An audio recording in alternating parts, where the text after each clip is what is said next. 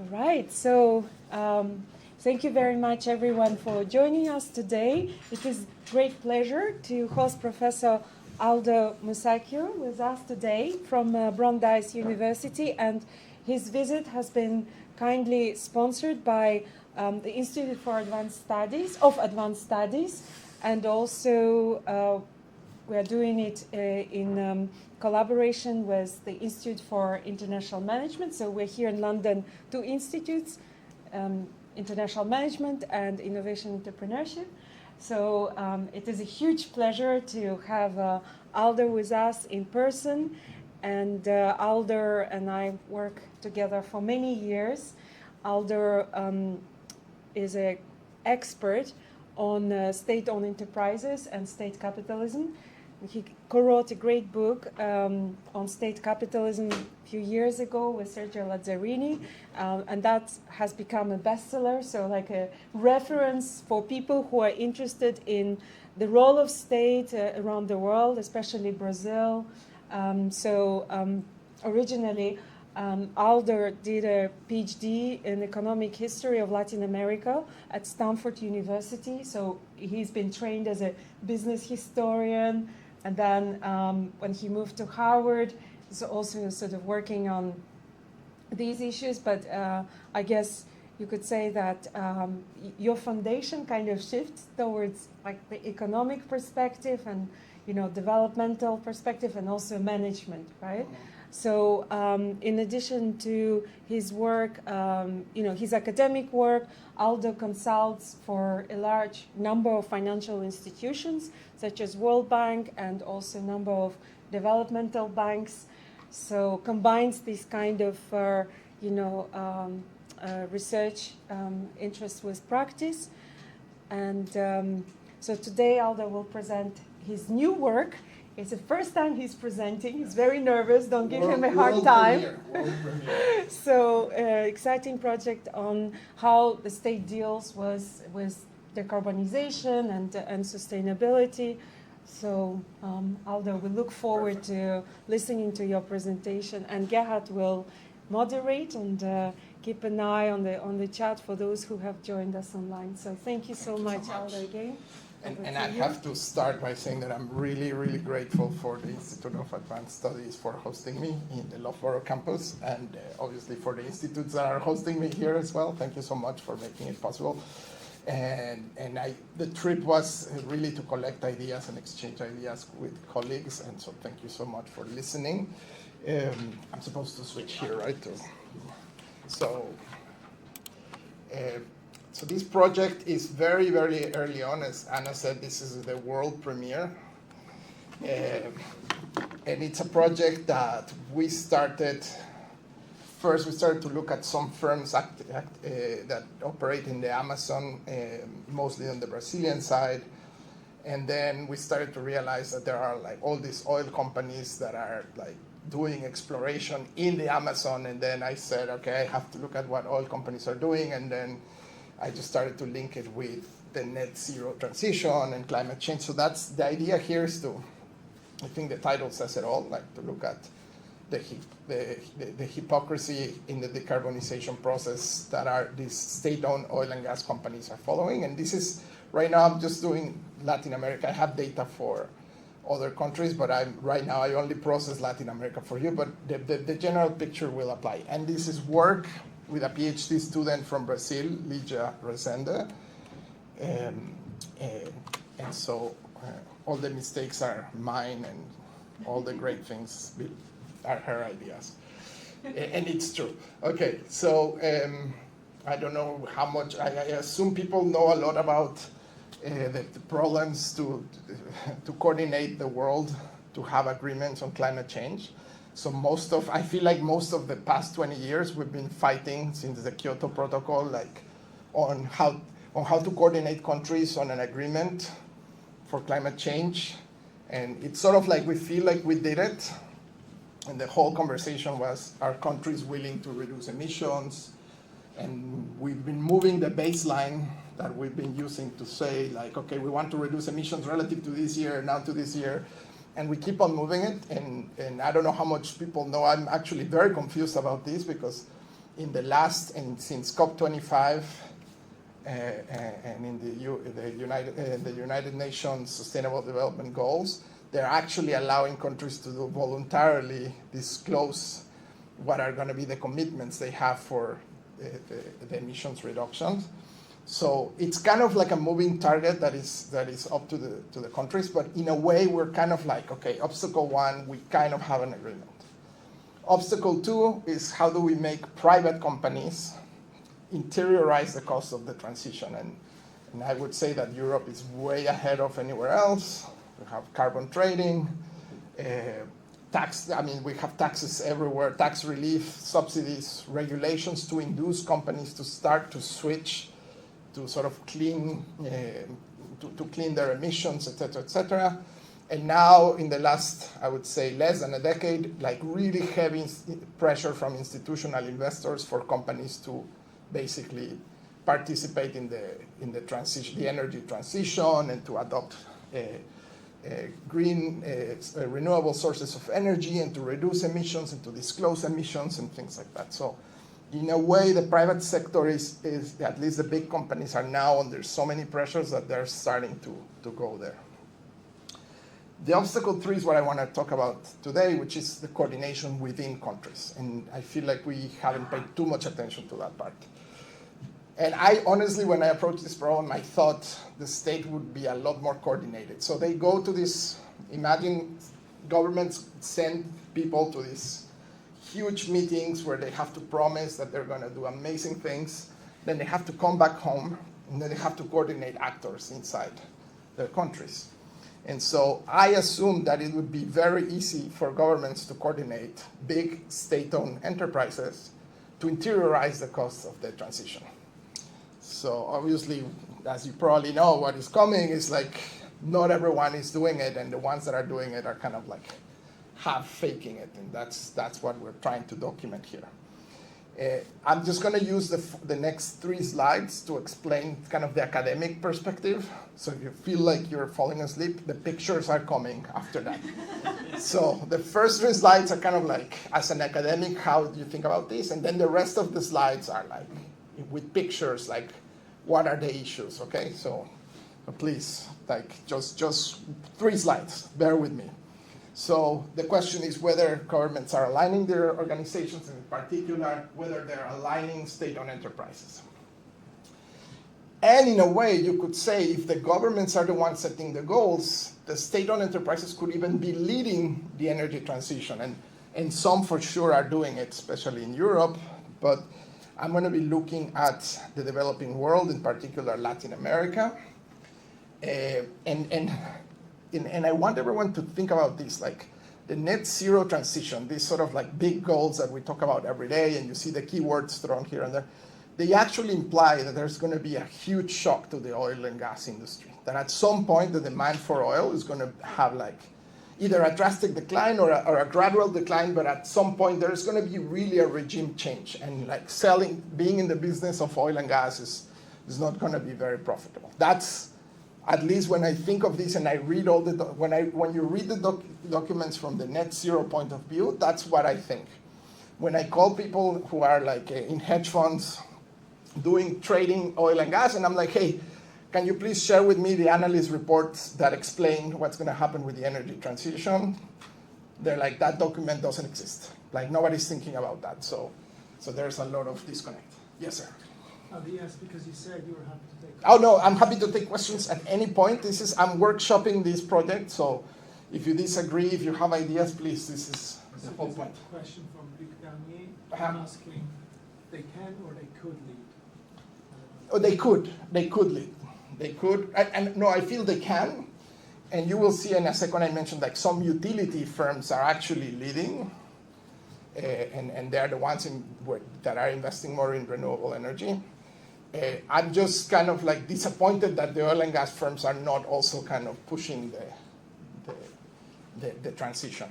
Okay, yeah. And please, anyone, if they have questions, you can put it in the chat or the sort of the virtual chat here. Yes. Just a quick question so that I follow the slides. When you say state-owned enterprises, you mean completely state-owned enterprises or separate departments of state where civil servants are deputed? No, this I'm going to talk about companies. So they're like corporations. So I'm not talking about government agencies. There is one that kind of looks like a government agency, but most of them are like corporations. But they have 100% government ownership, about half of them, and then about half are publicly traded, but they're minority owned by the private sector. So majority owned by the state sector. So they have no civil servant deputation in the board of governors? There may be, great question. So usually these companies have a member of the Ministry of Finance on the board. I would say all of them have a representative. Most of them are going to have a representative, if not all of them, of the Ministry of sort of Energy or Mines, one of those, depending on the country. And they may have another representative of the government, for sure. And then some, not all of them, let me think. No, most of them have independent directors. And then like the really big ones that are publicly traded, I'll describe the companies in a second, have like private sector board members. But no, this is a very important, this is almost like this is like my next slide, so this is perfect. Perfect. Excellent. And so I want to have, just put two views here for your, and I don't have a lot of citations to papers, I just picked this paper by Gerhard just because yesterday we were having this conversation, which is that, our SOEs, the state-owned enterprises, in the literature, they're supposed to have multiple objectives, and they have all these social objectives, and they have a lot of objectives that have to do with interiorizing what stakeholders need, like they help communities, and we haven't worked too much on this, but I guess environmental concerns should also be part of these objectives, and so in a way, you could say the benevolent view should have them interiorizing the cost of the energy transition. And so this is this whole discussion about whether SOEs are loyal arms of the state or not, whether they should be mobilizing to accomplish the goals. And this is where this is kind of like the counterfactual that I want you to have in your head. So if there's really going to be an energy transition, the demand for oil and gas at some point is going to, these companies should be thinking about a market that is in decline. So we should not expect to see these firms necessarily investing in a lot of new oil and gas fields, and especially not in ones that are very complex and where the break-even price, okay, I'm going to use that expression maybe here and there, the break-even price of a field is going to be really high. So those require a lot of upfront investment. So to recover your investment, the price of oil needs to be really high, okay? I really wasn't expecting to see this. I was expecting them to be using what I'm going to call the last drop, which is you have the oil field, it's an oil field that is kind of old, and you just go and extract as much as you can, and you sell it, and then if in 10 years nobody wants to buy oil and gas, no problem, you just use as much as possible what you have, but you're not investing in assets that may actually end up being stranded, okay? That's the counterfactual I have in my head. Yes? Isn't this an counterintuitive but expected result of SOE reform, where in a sense we were expected to make SOEs less dependent on the state? That was kind of the push for a lot of SOE reform, sure. Meaning less political influence, yes. more independent boards, more like that. Yes. With a sometimes vague but long-term goal of making them act like private companies, right? Yes. And now when they act like private companies, they're not actually. So now when we really want them to be acting in a way that is consistent with the transition, what will happen, and this is my next sort of slide, is that they are actually acting as agents of the state to actually extract resources, okay?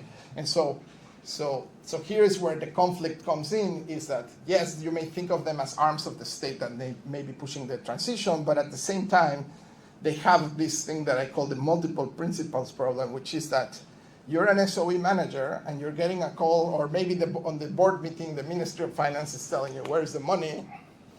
And at the same time, they're calling you from the Ministry of the Environment.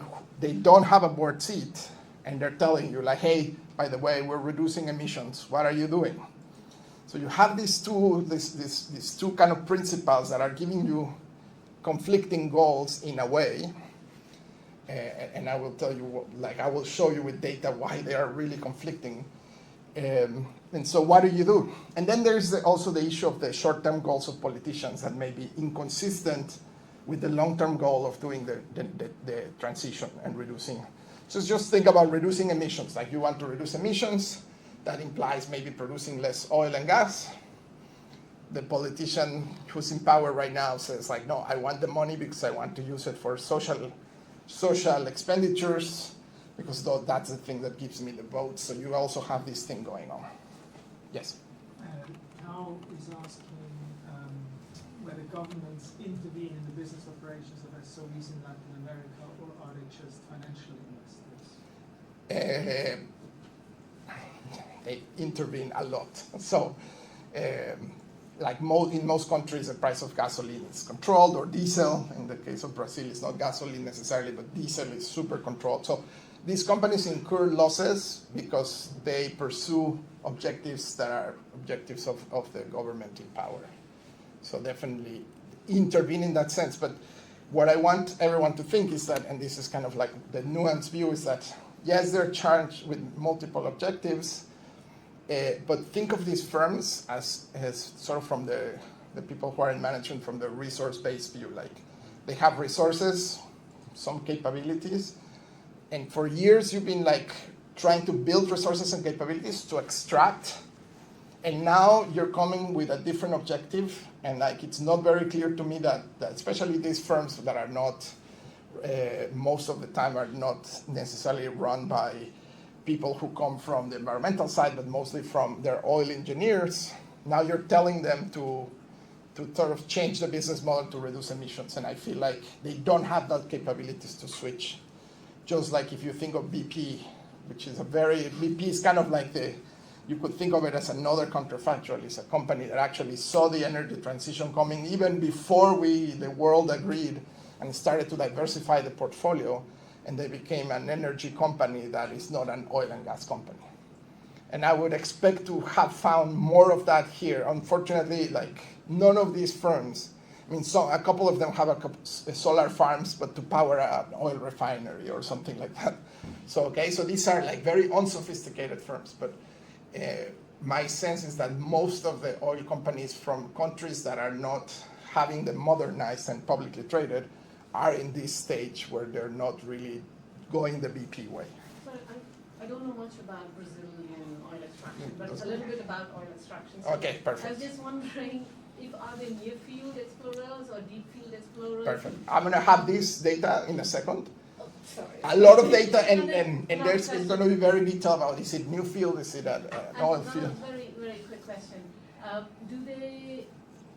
Do large oil companies get contracted to do their work, so are they just commissioning large oil companies and giving them contracts, or do they actually own the capital and the tools of exploration? Super complex question that I was trying to avoid, because this is a very complicated world where most of the oil fields in Latin America are either operated by a joint venture of the local oil firm, maybe with an American or a British or a European firm, or in some countries they outsource a lot of it to American firms. Like I'm from Mexico. It's amazing. Like if you ask, they're like, no, we own all the assets, we operate all the assets. But when you go to the field, you're like, why is a Halliburton person here? But they're actually operating the field. But most of the assets belong to the state. Sort of the natural resources under the ground belong to the state. Okay, so it's very hard to do the switch.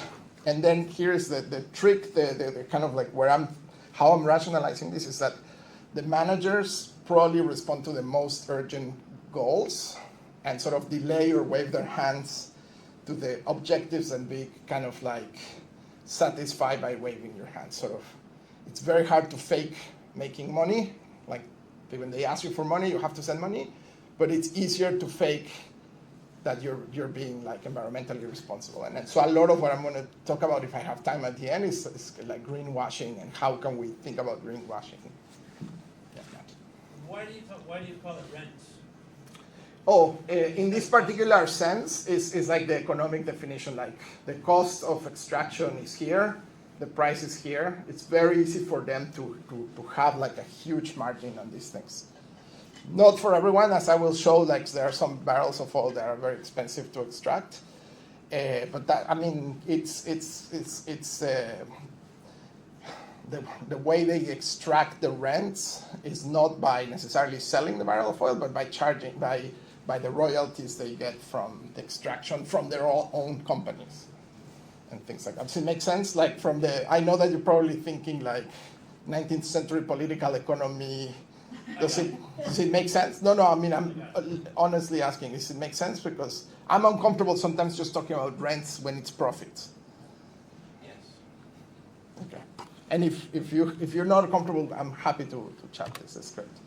All right. So the end result, and this is, after this slide, is all pictures, okay? It's all happy pictures, maps. I don't know if they're happy pictures, but they have a lot of maps. So that oil and gas, you will see that, I'll show you that the oil and gas firms that are, all of them are owned by the government, but the ones that are isolated from pressures from investors, so the ones that are not in the stock market, etc., would mostly continue to behave like very extractive organizations, and sometimes they don't even worry about greenwashing. Like they don't even worry about pretending to be environmentally friendly. So there are three groups: the ones that are really trying to show they're environmentally friendly, the ones that maybe greenwashing a little bit, and then the ones who just don't care. Okay, and this is mostly like small oil firms in the Caribbean. So you will see. And so most of the progress that I've seen in terms of the transition, the governments are doing through utility firms. But what worries me is that the oil and gas firms are really not doing a lot, okay? And so the conclusion is going to be that we need to come up with ways to pressure governments to really align these SOEs to do the transition. And I feel as academics our duty is to like really develop tools to expose this, okay? All right, so we're gonna look at oil and gas companies in Latin America. 10% of the global greenhouse gas emissions come from Latin America. Mexico and Brazil are among the top 20.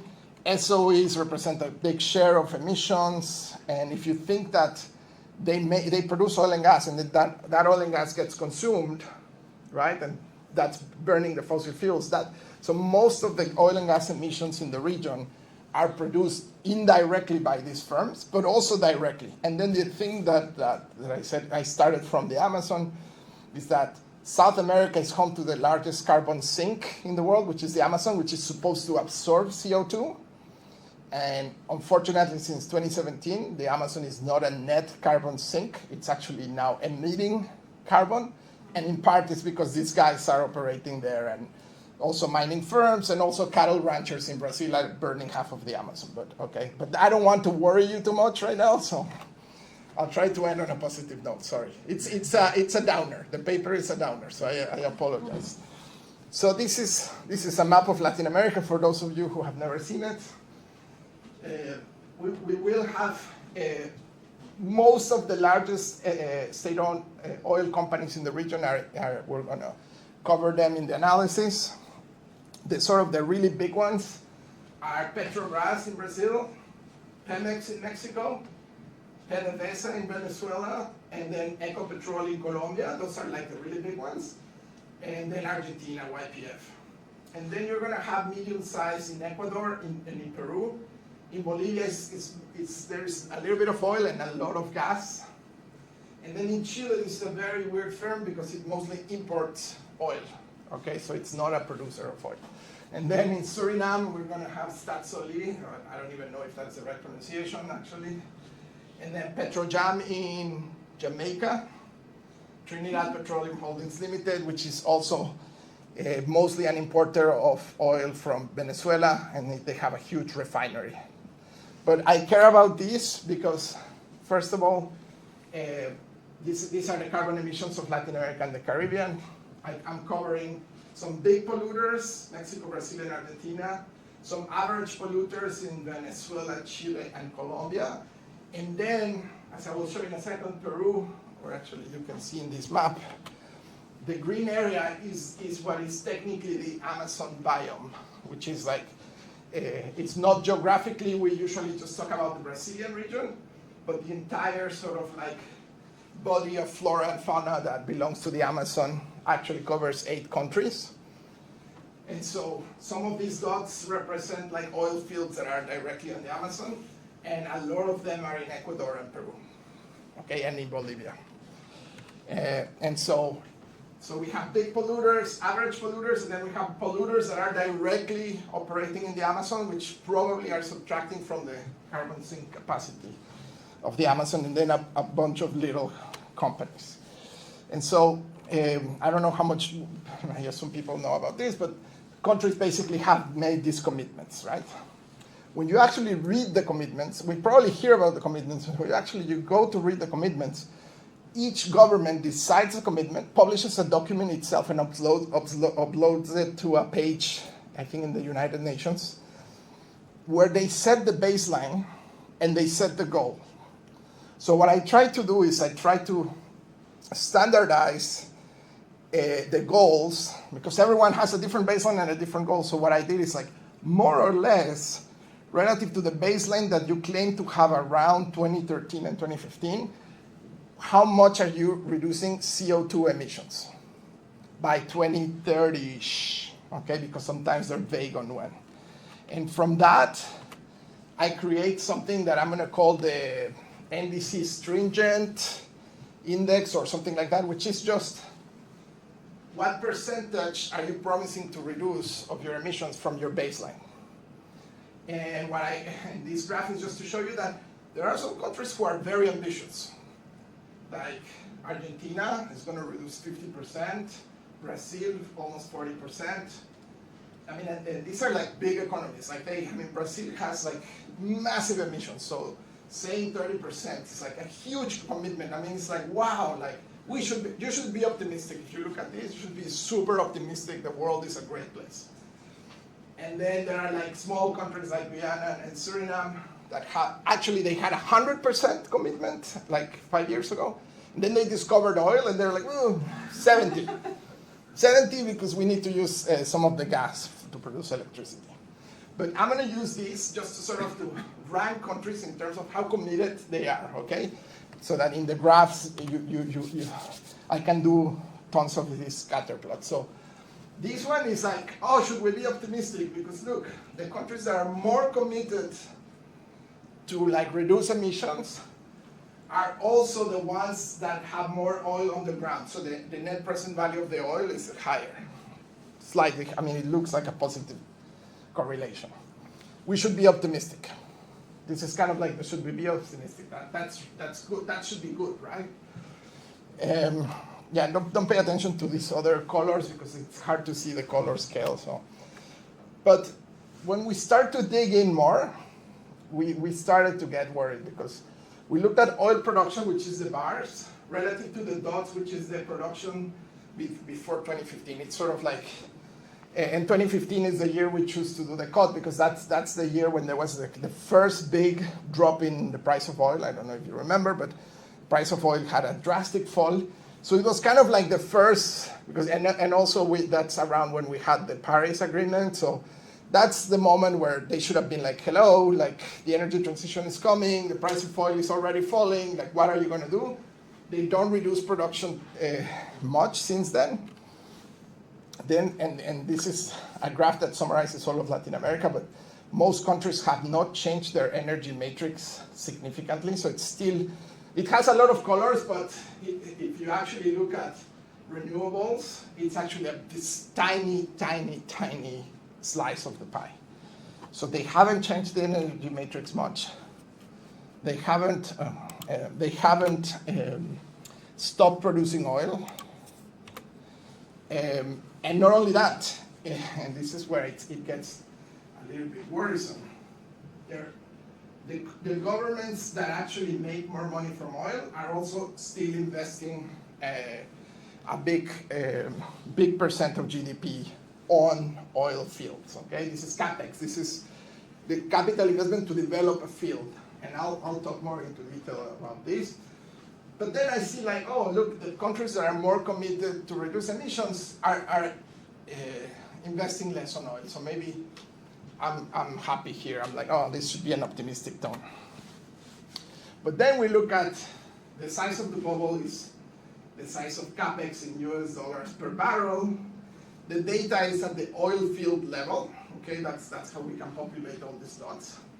And we started to get worried that around the Amazon, there's like a lot of bubbles that are like relatively big.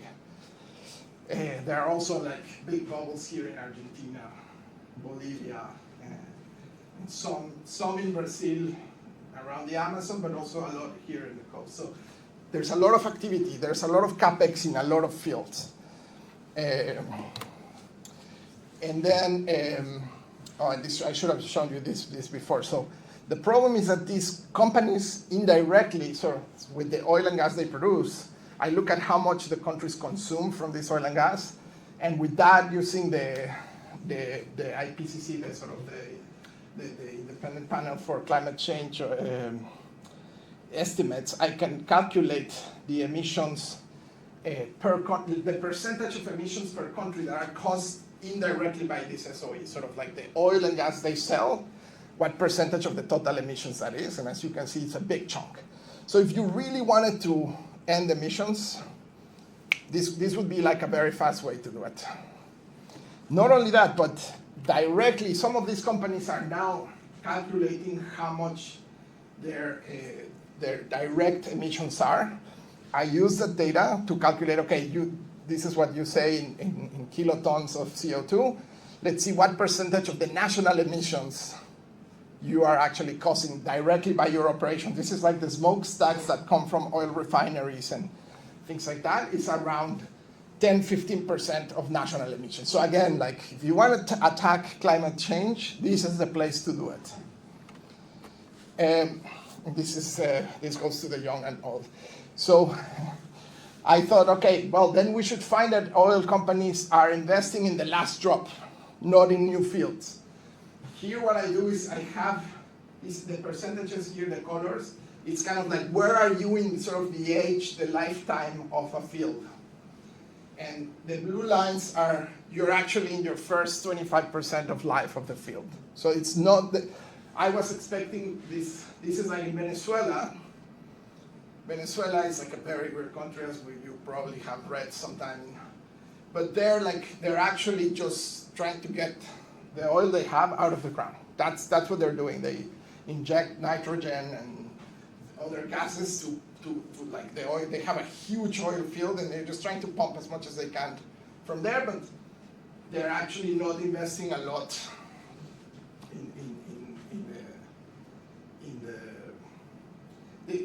this is negative because we're calculating it above and below the mean per country. Okay, so some countries are going to have. I didn't want to put the level of investment because some countries invest more because they're bigger or they have more complex fields. So this is relative to the average capex per barrel. Are you investing more in new fields or in old fields? Venezuela is investing in old. Mexico is investing in new. I mean, most of them are investing in Peru, Mexico, Colombia, Brazil, and Argentina. So that goes just to your question, like I was expecting more the last drop rather than younger fields. Not only that, here we separate because there are, we can separate the investment of the local state-owned firms and then places where there's a lot of private investment. We can separate it, and the orange bars are like easy fields, like where the oil is super easy to extract, like shallow waters or on the ground, but like very, very onshore, but like very easy to extract. And then the yellow bars or yellowish bars are places where you need to invest a lot. Like think of offshore platforms, like maybe the stuff you see in the, if you cross the channel here. And what impressed me is that the local SOEs are investing a lot in the expensive fields. And this is in dollars capex as a percent of revenue. So they're investing a lot in the complex fields, which we didn't expect that to happen. And the private sector is also doing it, but the private sector in a way sort of makes more sense because usually what these governments do is they try to outsource the really complex fields to the private sector. But why are they also investing themselves a lot in complex fields? And then when I look at how much they make in profits, US dollars per barrel, they actually make their money in the easy fields. So they're investing a lot in fields that we don't know if they're going to be profitable or not. So the gamble they're doing, it's kind of weird for me to understand in the sense that, especially if you think like, okay, the government and the goals of the government should be connected to the goals of the SOE, but then the actions, like, they're blowing my mind, yes. Are there intentions of selling off those investments to the private sector? So that's a great question. So what we're observing is that the latest fields to be sort of like explored are in Suriname and Guyana, which Guyana is not even here because Guyana is like so early that we don't have actually data by field. And what they decided is like, you know, the state-owned enterprise doesn't do a lot of the work. They outsource like almost everything. And then in other countries, we're finding that they're outsourcing more to the private sector. So in a way, you could think selling, because you have to share more profits when you're working if your joint venture has a lot of people from the private sector, you're basically, in a way, you're giving them a big chunk of the rents. And that's what is happening. So that behavior is consistent with the last drop. But some of the behavior that I find strange is that the companies themselves are investing in fields that look too complex. And this is completely off field, but it just occurred to me, is it because of employment? Because to a certain extent it's very hard to get trained people, and especially multinational people, to move to these countries to set up other production plants. But oil fields and oil companies have traditionally done this for, Yeah. I mean, they're the sort of colonial. Yeah, I mean, another way to think about it is like the unions of some of these companies are very powerful. And just, I mean, the extreme cases I know, which are probably Mexico, Venezuela, to a lesser extent Brazil, and now Argentina is probably also facing the same. In Mexico, the union has this thing where you cannot move workers. You cannot reallocate geographically workers, which is like crazy for an oil company, because as the lifetime of a field is declining, you want to move them, they don't let you move. And so you have a lot of inefficiencies like that, obviously, that's built in there. Oh, yes, please. Is there divergence across, because these are majority state-owned companies, right? Many of them have publicly traded, right? Parts of Yeah, it. yeah. Is there any divergence across this? Yeah. At the beginning? For sure. It's like two slides. Okay. I start to separate by publicly traded. Sorry, if I cut too much the data, I mean, look, I was trying to do it with colors, but you cannot see the colors. Like, I was trying to show which ones are majority, and but because I can also, the joint venture, even if the company is majority owned, each field, they can be minority owned or majority owned. So I could do it at the field level. So it gets complex. Okay, this one is just for the people who know about oil. Like, I could show you, they're spending a lot of capex here, but well, the geology is very complex in this country, so they need more money to invest there. So that maybe I'm just deceiving you. And so for the people who actually know about how these things work, what I do, I run a regression where I have the capex as a dependent variable, and then I control for all the geological characteristics I have in my database. So whether the age of the fields, whether they're onshore, offshore, shallow water, the break-even price, so everything I can, and then I put country dummies so that I can extract the average capex per country beyond all the geology. And then I plot it here against the commitments to reduce greenhouse gas, CO2. And basically what you can see here is that the countries that are more committed to reduce emissions actually are the countries that, beyond the geology, are spending more on capex in oil fields. So I love this graph. I know it doesn't have a lot of dots, so it's probably not statistically very robust, but it just tells us such a deep story that sort of like countries have preferences for oil beyond the characteristics of the fields. And those are positively correlated with the promises. So clearly you're over-promising, or I don't know what you're doing with the capex. So it doesn't make sense. What are firms doing internally? So the next step is that we wanted to see if the firms, and this goes again to like, how are the firms really acting internally? Like, are they changing their strategy? Yes, please. There's another question from Luke. I don't know, shall we try him unmuting? Or I can read it out. Yeah, I don't know how to do it here, though. Yes, but Luke, if you unmute, maybe it's easier if you ask your question yourself. Or I can do it. Well, then you can tell me the question if not. Okay, so he writes, they can greenwash their reports, but why not also create green funds? And have you included a corruption index in your regression analysis? Oh, no, I haven't included a corruption index. Well, actually, the corruption index would probably be in the... Yeah, I need to... So I cannot put the country fixed effects, and then the corruption index doesn't vary within countries. So it's in the fixed effect. So that graph that I show includes the corruption in a way. So it could be capturing the corruption, but again, it's like it comes out of this capex thing. So I don't know if it's like because they're corrupt or because they prefer to spend on oil, but what I'm finding is that this is correlated with the countries that promise more reductions are actually spending more on capex. It may be corruption, it may be inefficiency, it may be preference for capex. Yeah, so my question, because my question was going to be having control for economic structure, as in, more mono economies that rely more on oil. Like whether they're more diversified and things like that. Yes. No. That's in the fixed And in a way, let me think. Yeah, it's going to be in the fixed effect. Yeah. So this could also be here. And it sort of makes, because the more mono are Mexico, Venezuela, and Trinidad and Ecuador. Those are like the super, where oil is like, if the oil falls, like the whole country falls apart. But not the ones that are coming. I mean, Argentina oil is important, but it's not as important. In Colombia, it's like a very small part of the economy. In Brazil, it's important, but it's a small part of the economy. So it's like we're talking about less than, I don't know, 5%. The government makes like 1% of GDP, 2%, 3%. In Mexico, it's 8%. I think in Venezuela, it's something like 15% of GDP. So most of the revenues come from oil, and those are the ones that are in the bottom corner. So. Are there any prestige factors?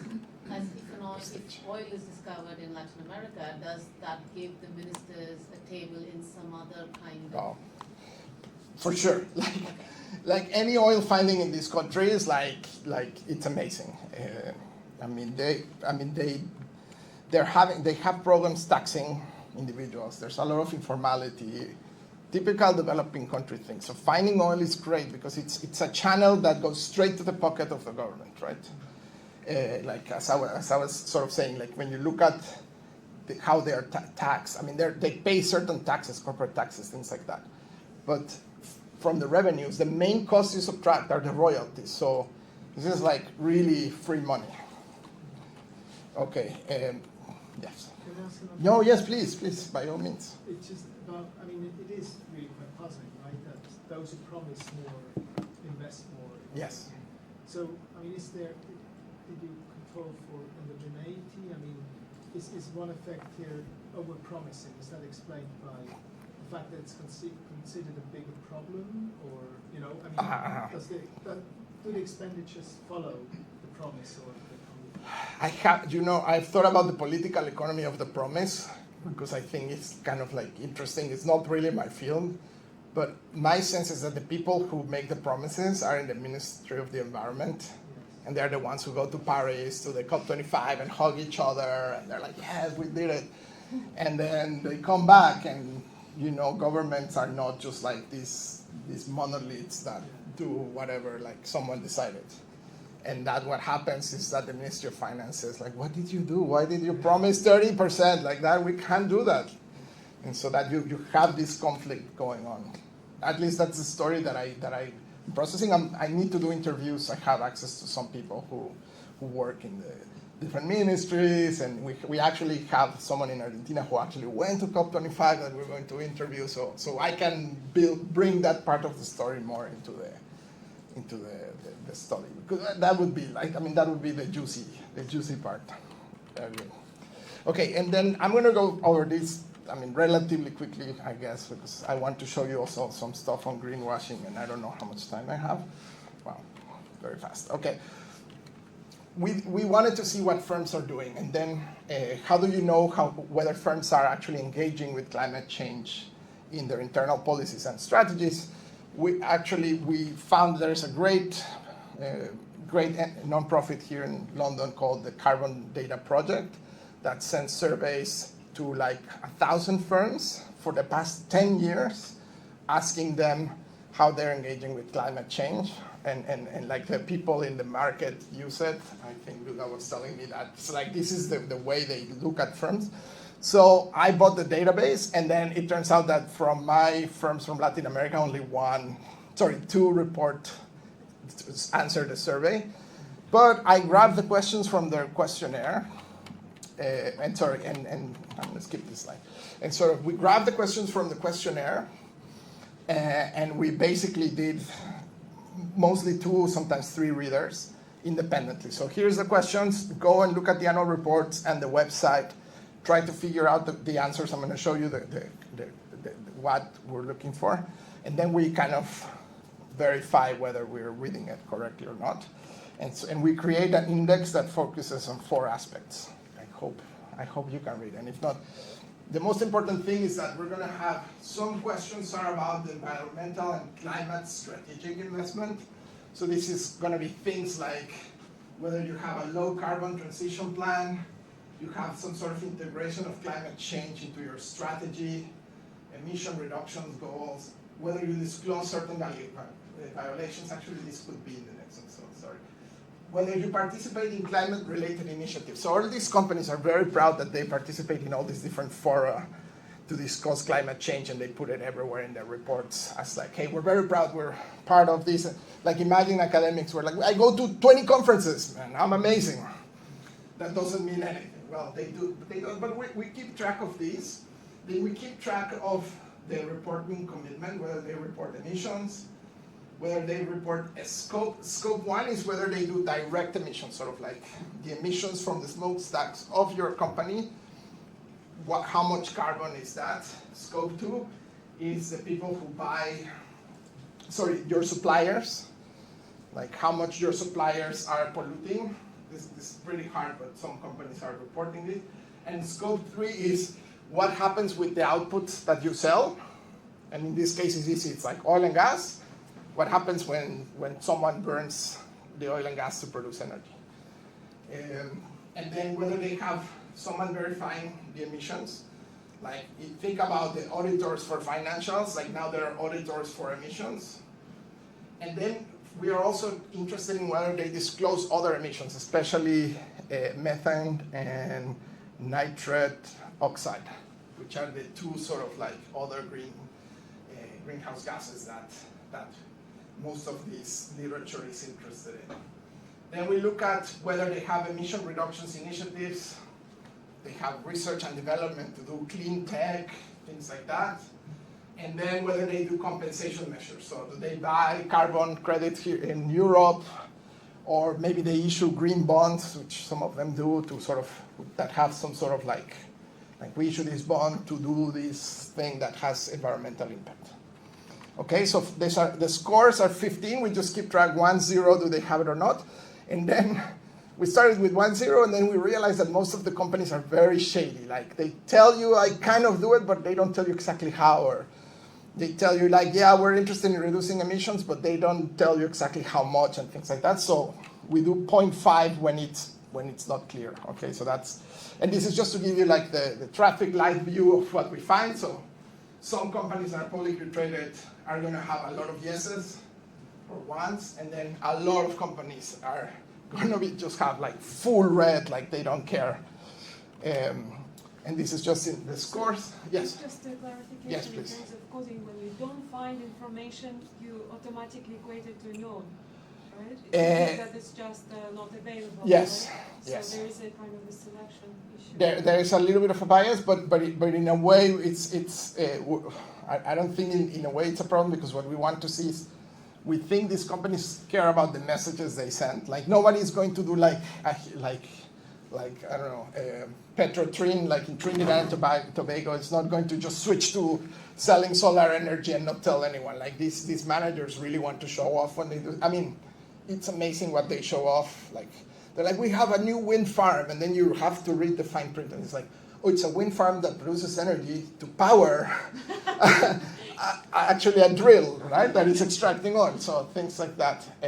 We're actually, in the index, we started with something more complex where we actually tracked other things like that, and then we gave up because nobody, except these top performers are the ones that depend more on the stock market, so they usually have shares. These ones have shares, publicly traded. Pemex in Mexico sells bonds in New York, and they depend a lot on that flow of funds and on institutional investors. Then these ones that are the average performance, for performers, Peru is publicly traded, so we expected a higher index. They only have 5. So just to give you an idea of the grouping, so the ones that depend more on the stock market, top performance, then there are these average performers, and then there are like a lot of zeros and 0.5s, especially small firms, but also the Bolivian gas company, which is oil and gas company, which is massive, and then PDVSA in Venezuela, and Petroecuador is probably like the bad guy in the whole movie. You will see as the more I show data, like they're destroying the Amazon, they're investing a lot, they don't report, they don't care, etc. Again, one of those questions of when you said that they report on methane and nitrous oxide, is it from their operations or Yeah, the increase in the atmosphere where they? No, it gets complicated because they actually need to have ways of metering this, and so Yeah, only the big firms are gonna invest the money to meter that. Yeah, but methane is like cows mostly, the largest amount of In the methane world, production in the world, runs by yeah. cows. So No, how but does that- remember that these companies also burn a lot of like the gas and things like that. So there's methane produced in some of these emissions. But that's what most of what I do is focused on CO2 because it's very direct, the connection. But and do they this. also track admin? For example, nitrous oxide is the internal combustion engine. The main sources of nitrous oxide are basically cars and transportation, internal combustion engines. Yeah. So would they report on admin? It's not that detailed. Like they just say scope 1, and they give you the number. I wish it was that detailed. No, that's a great question. Like I have no idea where it comes. Does it come from the oil field because they're burning some sort of like gas that is coming out of a drill, or is it of like a drilling sort of platform, or are they, or is it the car? I mean, I asked someone. This is outside of Latin America. I asked someone in Aramco in Saudi Arabia, and they're actually very concerned because some of the oil fields are very remote. So if you need to take a part, they're missing a part, and they actually fly a helicopter to deliver the part. And so they are actually now realizing that is producing a lot of emissions, and they're replacing it with drones, for instance. So, but that's like Aramco, which is like super big. They have a lot of money. They're a little bit in a different place. But here, my sense is that it's mostly from flares where they're burning gas and things like that. Yes. Sorry. Yeah, no, it's One great. on the Argentinian measure. And Yeah. I forget which other one it was, but there was a particular year where it increased, right? The measure. So Oh, the Argentinian. is that, Yeah. yeah. These ones are very kind of stable, and these ones increase towards the end. I don't know if. Is it mandated requirements, perhaps, from the government on these particular? Yeah, it could be. I mean, and Argentina is a very weird country for this data because they expropriated this firm, okay, in 2009. So this was like it was owned by Repsol. They expropriated it in 2009. So I was expecting it to perform like the other ones that are like kind of like products of expropriations. But then they actually use the stock market still. So they kind of respond a little bit to the stock market. And then the leftist government, the Peronista government that is kind of lefty, they actually are very committed to some of the, I mean, some people in the government are like super committed to Paris and Copenhagen and things like that. And so I don't know exactly, but that's why I'm going to do an interview with the Argentinians, because I am like totally confused about how suddenly they decide to become super like engaged with climate change. In a company that is oil in Argentina is mostly like fracking and things like that, and fracking uses like you're probably it's very intensive on machinery and capex, and so you're probably polluting a lot. So I need to figure it out. But yeah. Sorry, Yes. I think that renationalization was in 2012, right? Was it 2012? I thought it was 2009 or so. Pretty sure it was 2012. So it could be that this is post-nationalization. They decide to look good with the It was discovered Baca. And they brought in different investors, right? Before Yeah. So they had to switch some investors and things like that. So I mean, it's a great point. I can look at whether the switch of investors in some of these fields leads them to behave better. What is interesting is that YPF Argentina has, I think, owns part of YPF Bolivia, but YPF Bolivia doesn't report anything. And sometimes they include it in the same report, and the Bolivian part like says nothing. Very strange. Okay, so this is the grouping. This graph is just to show you that there's a very clear grouping of the ones that are publicly traded have like high environmental engagement, and then the ones that have low environmental engagement are usually the ones that are not publicly traded. And then this is the NDC stringency, like how much are you committed to reduce emissions? And you can see that we thought there was kind of like a clear line here, but then there are some interesting outliers because these are small, like islands in the Caribbean were promised a lot of money by the World Bank if they do the energy transition. So they're promising a lot to get a lot of funds. So that's why you see, like Suriname sometimes is like an outlier in some of these things. Ecopetrol is just a petrol company, right? That is greenwashing. Yeah, Ecopetrol. You think it's greenwashing, like this logo and everything? Okay, great, because you're giving me the segue to the final part, which is like something that is related to another project, but we can use the technology here. It's like, could there be like a little bit of greenwashing in some of these? Even the engagement score, some of the questions we take from the annual report, so maybe we're falling in the trap that if they're greenwashing, right? Very hard to prove that there is greenwashing. So let me give you the evidence of why I think this is greenwashing. Is the environmental engagement score is higher for firms that have higher capex per barrel. And I can do it also with the fixed effect of the regression, and it's the same result. So clearly, I think it's the same result. Here's the fixed effect. So clearly, the environmental engagement is not telling us the whole story, because the higher your engagement, you're still spending more per barrel. How do you measure environmental engagement? Oh, sorry, it's the 15 scores, the 15 questions. Okay. Sorry, good question. I ask these questions. We go and look at the annual reports and the websites of the companies. We look at whether they have these things like the reporting, whether they are actually incorporating it in their plans, whether they're very explicit about how they're changing their strategy because of climate change, things like that, where they're doing carbon trading, R&D related to low emissions. We create the score, and then here I'm just plotting the score against CAPEX. So it's like, wait, you're making me believe you're very engaged, but at the same time you're investing a lot on oil and gas. So first thing that we said, like maybe there is greenwashing. And then just for fun, I'm going to show you some of the other things, but this is just for fun because it's very preliminary, okay?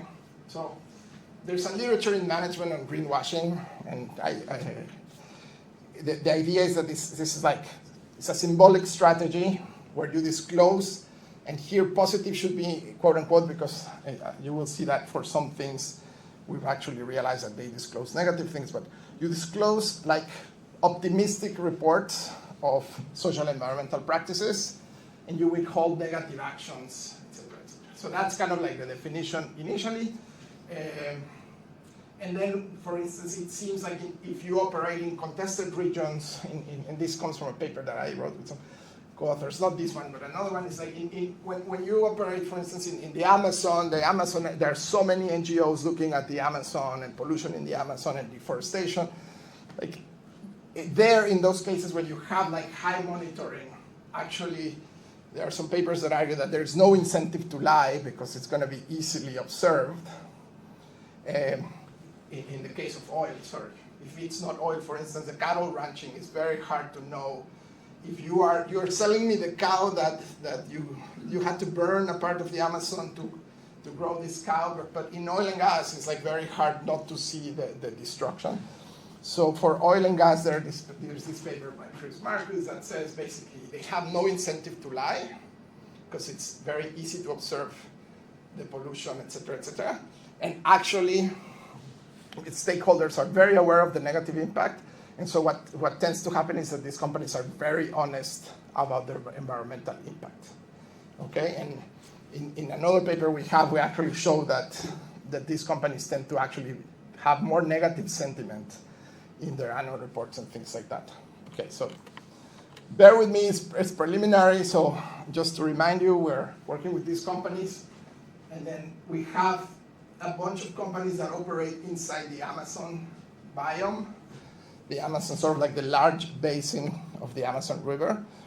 And so I'll make some differences in a second. So for instance, when we look at CapEx for the Amazon region, because we have the oil fields, we can separate oil fields that are not in the Amazon. And so Petroecuador, like about 89% of their production is in the Amazon, and 99% of their CapEx is in the Amazon. Petroperu, 53% of their CapEx is in the Amazon. YPF Bolivia, 32% of their CapEx is in the Amazon, and a lot of the production. So there are going to be some firms that are specifically in the Amazon, and I'll tell you why I'm highlighting this, because I'm finding some interesting patterns. Okay, and I'm going to hurry up a little bit, but let me explain to you what this is like for fun, okay, because it's still preliminary. So how can we develop a measure of greenwashing? It's very hard. So in another paper that Lygia, my co-author, wrote with, we wrote with Leandro Pontelupe and Pedro Macul, we actually do the following. We use textual analysis to do like something, it's like a very simple approach, which is that we actually use we download an environmental dictionary. We add about 50 or 100 terms, I don't remember, that are related to the Amazon region. And then we do like a very simple algorithm, like we convert the PDFs of all the annual reports to text.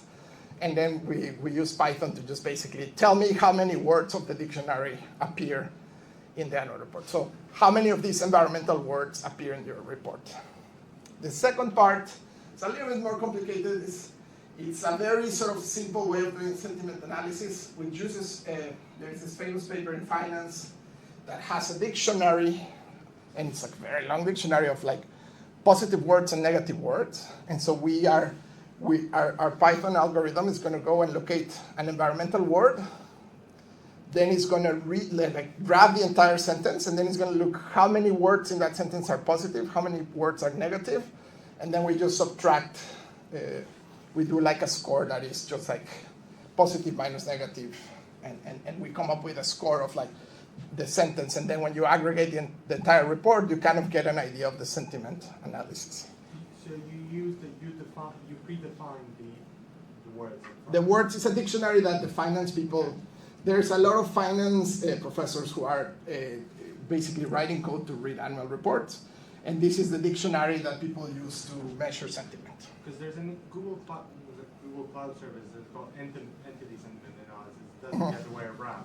It kind of finds certain entities, certain words, Yeah. and then highlights, okay, these have a particularly positive and negative benefit. Yeah. You were interested in a specific topic. Well, because I want to find the environmental terms, because the annual reports talk about a lot of things that and I just want to find, when you talk about environmental terms, What? I grab that sentence. Is the sentence more or less positive, more or less negative?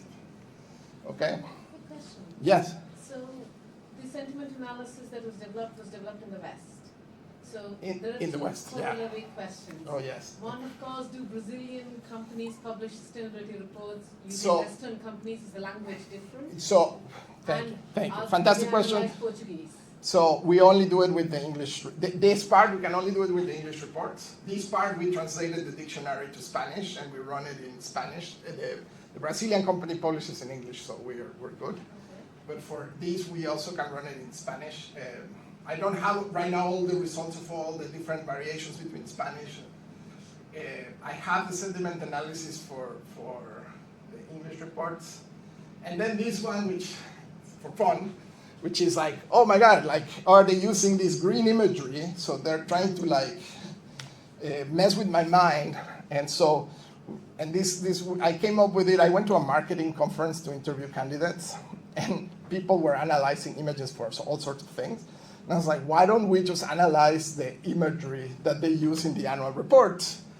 And so what we do is, in very simple, in the Python algorithm, we convert each page of the annual report to black and green. Now, somebody asked me, what is green? Philosophical question. How do we, like, if I show you a shade of green, and by the way, the other paper is called 50 Shades of Green. If I show you a shade of green, how do I know you perceive it as green? So, problem number one. So, because we don't know, and there's no scientific, initially we thought like there must be like a number in the HSV sort of hue saturation value, like you combine these numbers and this is green, and then the rest is not green, but it's actually pretty complicated. So what we do is we basically run a mechanical Turk survey with 1,000 respondents. We give them like basically colors, we randomize who gets what. We have these 50 shades of green and things that are, I hope everyone sees that some are not green. And we give it to people and we ask them, do you see this as green? And basically what these 50 shades allow us to do is to delimit the scales that the human eye see as green. It's funny, it's fun. No.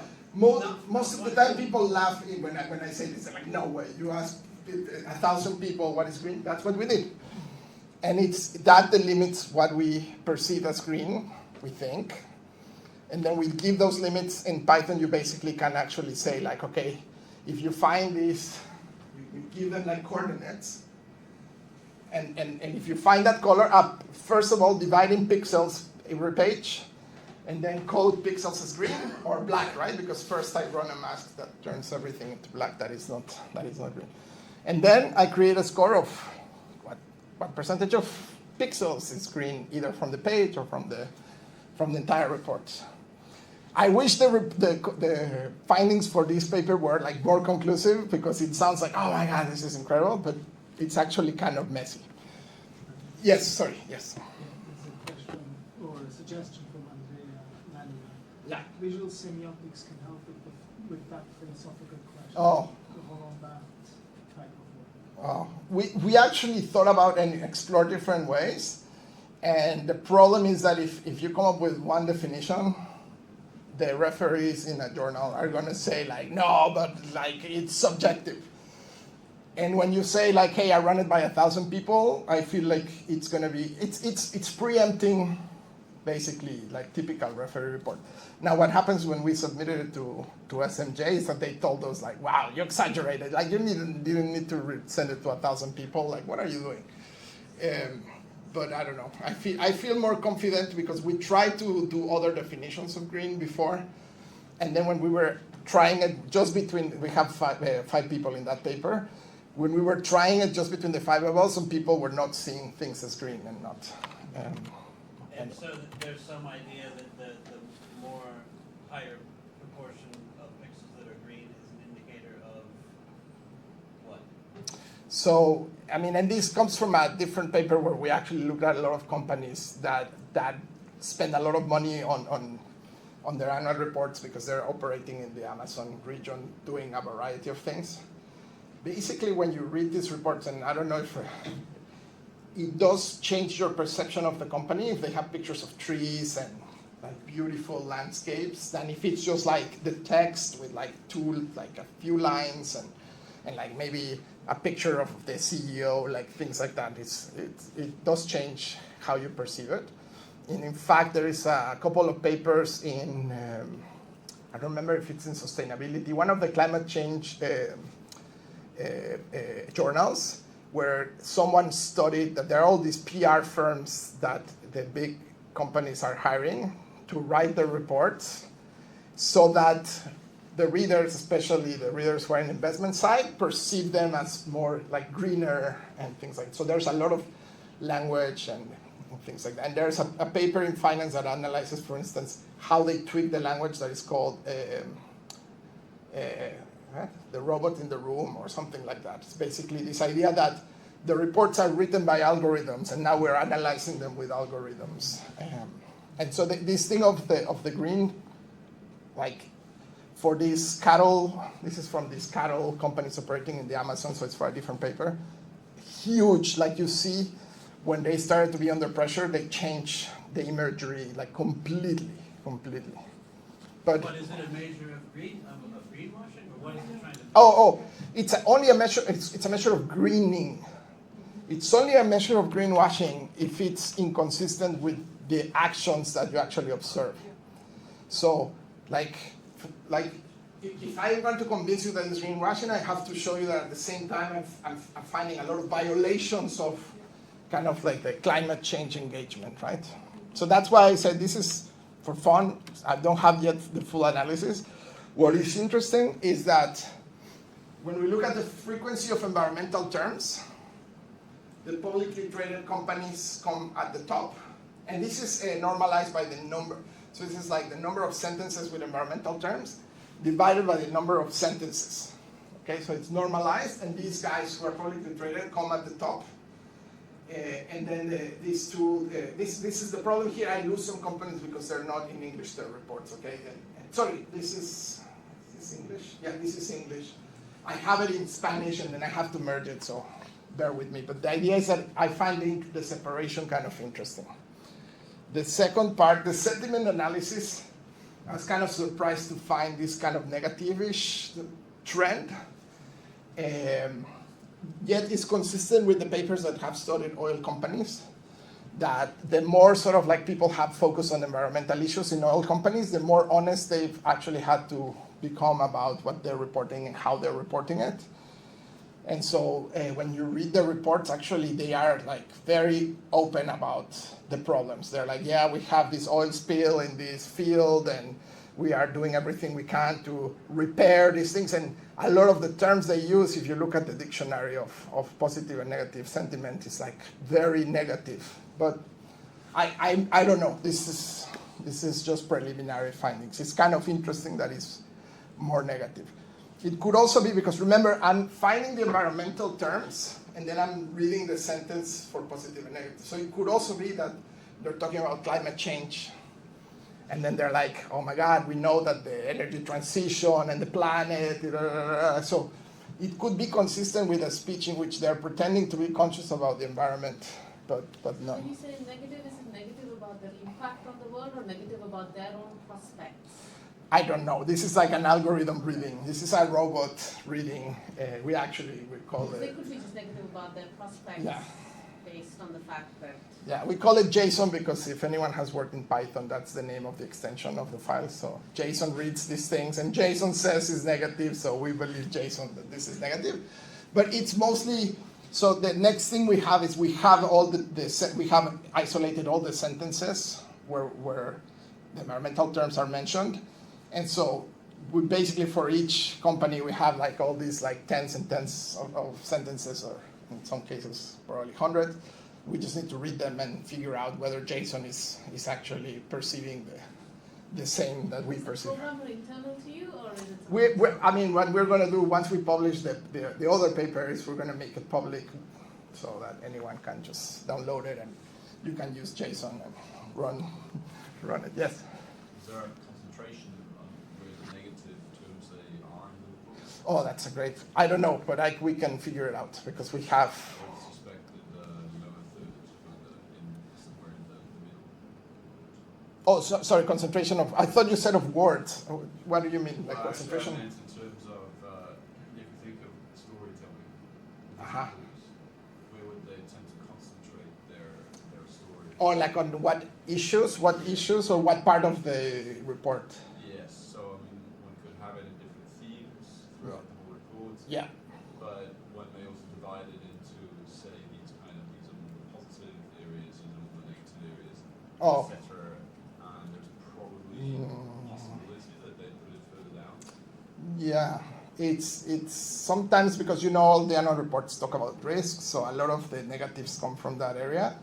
But what is actually tricky here is that there are a lot of positive terms and negative terms in all these sentences.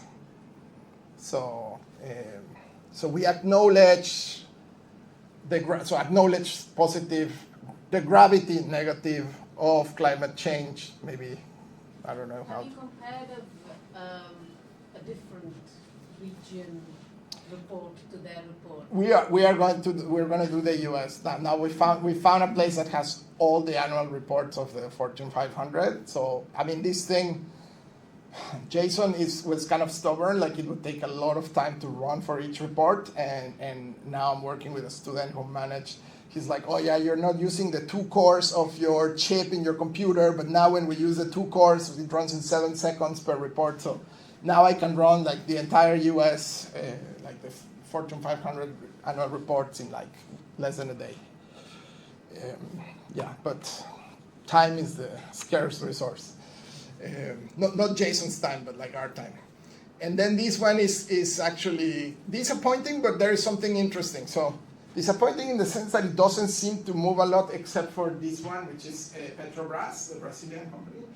My sense is, I mean, there are some issues around 2017 that make it kind of interesting, but so in 2017, there are all these reports about fires in the Amazon and things like that, so a lot more investors start to become worried about Brazilian companies. Also, Bolsonaro, this kind of like right-wing, anti-environment guy, wins the election, so clearly they overcompensated the next year with greens in the annual report. But I mean, for me, this means like it's really hasn't changed a lot. And it makes sense because the United Nations Sustainable Development Goals, which are the ones that kind of set the tone about these things, were incorporated around here. So most of these companies, it sort of looks the same. But then it's very interesting, I don't know if you can see it. This line is Petro Peru, and then this line is Petro Ecuador. I kind of find it interesting that they start at the bottom, and then they're becoming kind of like among the top to use green in their annual report. I don't know if you can see it. These 2 companies were here at kind of like, oh, actually this one's not at the bottom, but this one was definitely at the bottom. Petro Peru was at the bottom. Petro Ecuador, it seems like at least in the last couple of years is increasing. And Petro Ecuador, remember, is the one that is like destroying the Amazon, basically. And Petro Peru as well. Petro Peru does it in joint ventures with the private sector. I mean, just to be very, very honest, okay? And so just to remind you, the idea here, what I'm showing you, these indicators are not greenwashing. This is like indicators of greening. But the reason why I believe this is greenwashing is because when you look at, and here I'm going to obviously plot the greens and things like that against the actions of the firms, the capex and things like that. All right, I think this is everything. And so conclusion, this is a very sad kind of paper. But the sort of the way to interpret this is like, it doesn't seem like in these kind of companies, governments are willing to internalize the cost of the energy transition. They seem to be acting like business as usual. Instead of just extracting the last drop, they continue doing this. And then you have the war in Ukraine. price of oil goes up, and they're having like huge windfall profits, all of this. So it's justifying the actions even more, okay? And so when I share these findings with other people, the kind of like the interpretation is like, and this sort of like generalizing what we're finding. It's like governments want the transition, but they want the private sector to do the transition and interiorize the costs. It's cheaper to regulate it and maybe give them some incentives. But like to pay directly the cost of the transition, like by cutting off your main source of revenue, it's very, very painful. And so my prediction is that in countries that have oil companies that are not really monitored by investors, by NGOs that strongly, you're gonna see like a lot of resilience of this kind of behavior and not really commitment to the energy transition. So that's like the sad part, I guess. Okay. Yes, thank you. So much. Oh, sorry, and I wanted to say bright spot in the horizon, because I don't like to end on a negative note. And so some of the bigger oil companies that are state-owned do have more investments in the transition.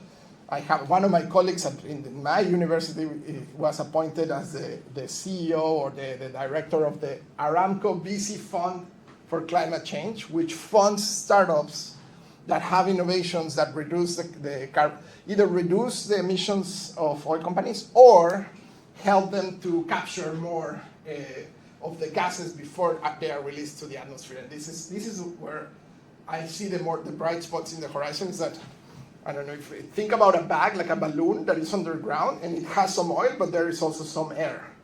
And so there are ways in which you can inject different gases and you can actually prevent apparently some of the emissions from, carbon capture right now in oil companies is like they have these balloons under the ground and they're trying to grab CO2 emissions and put them there to capture them.